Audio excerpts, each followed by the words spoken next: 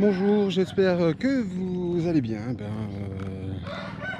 On va dire que je me réveille, je suis dans un village au nord de Jakarta, dans une zone que l'on appelle les rizières de la Java.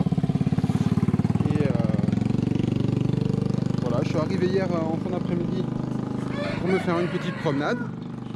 Et voilà, je découvre le côté traditionnel d'un village agricole dans le nord de l'île de Java. Alors, je ne vais pas parler super vite ce matin, mais je vais vous faire une petite promenade un petit peu de cette partie du nord de l'île de Java, dans laquelle on cultive beaucoup de mangues, beaucoup de bananes et aussi beaucoup de riz. Et juste pour information, il y a à peu près 2 jours, il y a eu un petit tremblement de terre, enfin pas là où j'étais moi, mais sur une autre partie de l'île, vraiment assez fort. Mais on a ressenti vraiment le tremblement de terre sur Jakarta. Et comme j'avais mon appartement un petit peu élevé dans un building qui fait quelques dizaines d'étages, du coup nous avons dû évacuer l'immeuble rapidement. Et c'était assez marquant du fait qu'on n'est pas du tout adapté, nous les Français qui ne connaissons pas souvent l'effet des tremblements de terre, puisque nous ne sommes pas comme les Japonais, nous n'avons pas d'éducation, nous ne sommes pas formés, éduqués pour ça tous les jours. Du coup, j'avoue que je ne savais pas qu'est-ce que je devais faire, si je devais sortir, me cacher, si je devais récupérer mes affaires ou évacuer tout de suite. Voilà, allez, je vous souhaite un bon début de visionnage et je vous dis à très bientôt. Ciao.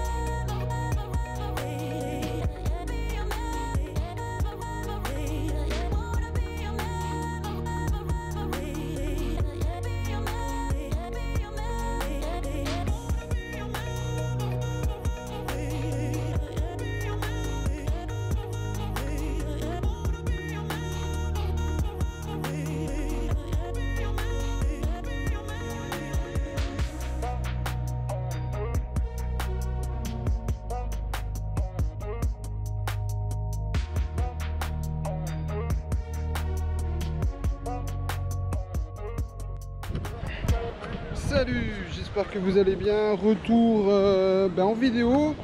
Ce matin, j'étais pas très frais, enfin vous l'avez vu je pense quelques secondes auparavant, sur cette nouvelle magnifique vidéo sur l'Indonésie et ses différents aspects géographiques. Je suis maintenant face à la mer, toujours pas très loin des rizières. Qu'est-ce que je voulais vous dire? Alors on discutait un petit peu parce que comment j'ai fait pour aller jusque dans les rizières? Ce que j'ai fait d'abord, c'est que j'ai réservé une voiture avec un chauffeur à qui j'ai demandé de m'amener dans le nord de l'île parce que je voulais voir les rizières, parce que c'est toujours un endroit magnifique. Les rizières, que vous alliez au Vietnam, que vous alliez aux Philippines, ou que vous veniez en Indonésie, aller dans les endroits où vous avez des rizières, c'est toujours un cadre magnifique où ça dépayse un petit peu, il y a un petit peu une forme de dépaysement. Et finalement, on discute un petit peu avec les gens. Alors, c'est pas un petit coup de gueule que je vais passer, mais ils m'ont quand même indiqué que cette année, il n'y avait pas de production de riz, qu'il n'y avait pas d'eau, que ça faisait très très longtemps qu'il n'y avait pas eu une production aussi réduite de riz. Voilà, donc c'est pour dire quand même à tous les gens qui nous rabâchent quotidiennement que le réchauffement climatique, ce n'est qu'un cycle. Je voudrais savoir si, du fait que ce n'est qu'un cycle, est-ce que rapidement le fait de manger se fera aussi par cycle? Parce que l'Indonésie mange beaucoup de riz comme au Vietnam et comme nous aussi en France et comme dans beaucoup de pays.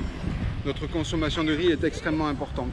Je veux dire, c'est pas la preuve principale qui va faire qu'on peut dire qu'il y a un réchauffement climatique. Mais bon, voilà, en tout cas, je sais qu'en Sibérie, il y a eu des incendies. Je sais qu'en Europe, de par chez vous et de par chez moi, on a eu droit à des sécheresses dignes d'un autre type de région. Mais voilà, on ne fait pas tout le temps des voyages pour montrer que les choses qui sont belles. Bon, mais moi, c'est un peu le début des vlogs sur cette chaîne YouTube. Donc j'essaie de vous préserver des choses pas très cool notamment toutes ces consommations de plastique qu'on voit partout. Il y en a partout et puis c'est surtout qu'on ne sait pas quoi en faire, on ne sait pas les recycler. Donc voilà, en tout cas, rien ne vous empêche de venir à la découverte de ce pays que je ne veux pas vous conseiller. À chaque fois, je vous dis oui, il faut venir, il faut y aller, profiter. Je pense que vous êtes déjà nombreux à être venus ici. Alors bon, voilà. En tout cas, je vous souhaite un bon visionnage. C'est un petit peu les vacances pour tout le monde. C'est aussi un peu les vacances pour moi. Même si j'étais à Hong Kong la semaine dernière pour régler des affaires professionnelles. Voilà. Sur ce, j'aimerais bien vous partager quelques images, mais bon, moi je sais pas, j'aime pas montrer ces choses-là, quoi.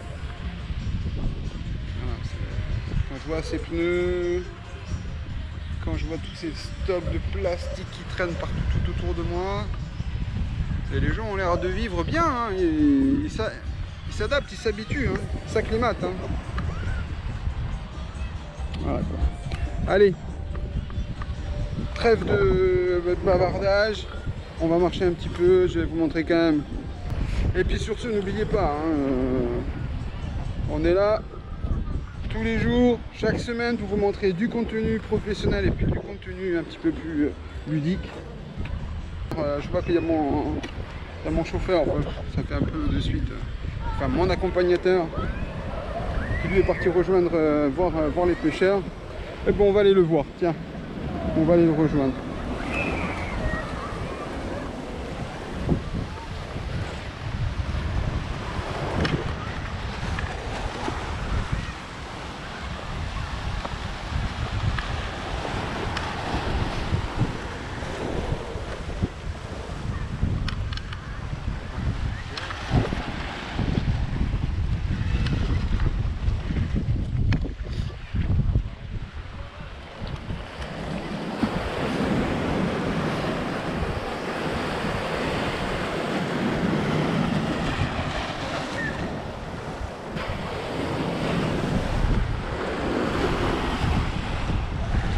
En tout cas, j'ai l'impression qu'ils ont sacrément renforcé ces digues. Hein. Alors, est-ce que ça sera un signe de d'une montée des eaux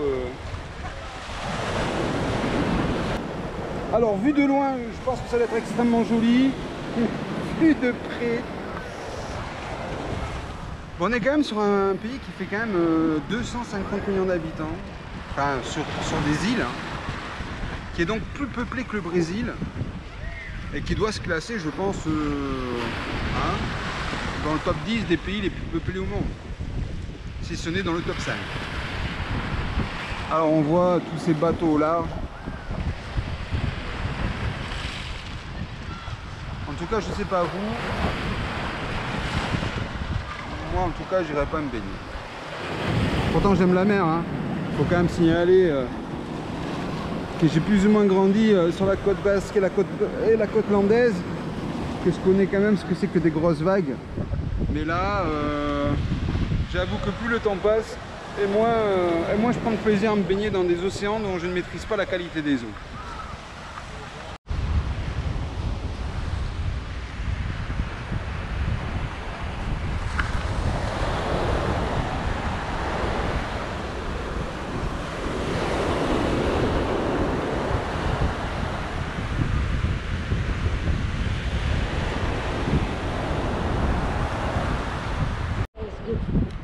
Yeah,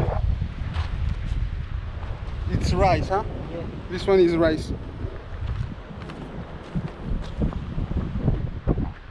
Voilà, donc comme je vous avais dit tout à l'heure, voilà les champs de riz. Voilà dans quel état. Why the rice is like that? No water? The season is finished. Always. Finished. Yeah.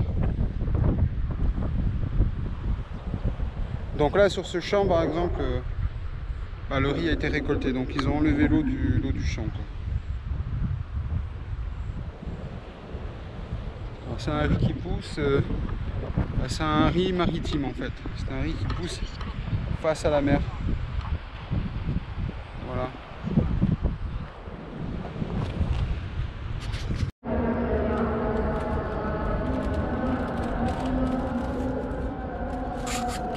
Salut! Bon, je suis bien rentré à Jakarta après cette incartade dans le nord de l'île. Et pour vous, j'ai pas trop l'habitude de vous montrer ce que je mange parce que d'abord je suis végétalien. Enfin, certains dénomment ça le véganisme. Je suis pas. Bon, je mange pas d'animaux, mais je vais quand même vous montrer un petit peu ce que c'est que de la street food.